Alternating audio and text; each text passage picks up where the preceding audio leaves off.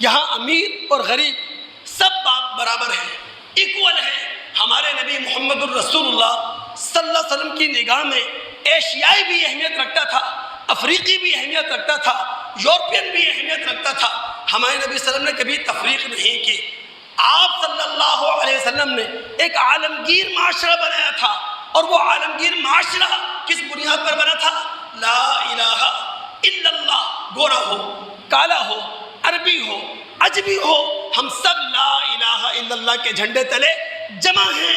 مساوات کا تقاضا کر رہا ہے نظریہ پاکستان۔ یہ پاکستان پکار رہا ہے سب کو برابر سمجھو، سب تمہارے بھائی ہیں، تم ایک دوسرے سے ہو، تمہارے درمیان اختلافات کس بات کے؟ ایک دوسرے کو گلے لگاؤ، آگے بڑھو، ہاتھ ملاؤ، ہاتھ ملا کر آگے بڑھنے کی کوشش کرو۔ تو یہ نظریہ پاکستان ہم سے تقاضا کر رہا ہے مساوات کہ برابری دے دوست۔ آپ کو معلوم ہونا چاہیے یورپ کا جو تصور قومیت ہے وہ کیا ہے؟ نسل کی بنیاد پر کوئی قوم،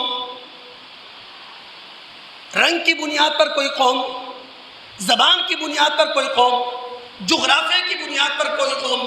لیکن آپ کے نبی صلی اللہ علیہ وسلم نے رنگ نسل کو بنیاد نہیں بنایا قوم کی۔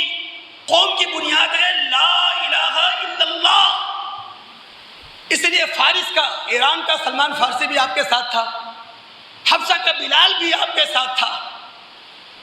ٹوٹ ٹوٹ کر لوگ نبی علیہ الصلوۃ والسلام کے پاس آئے۔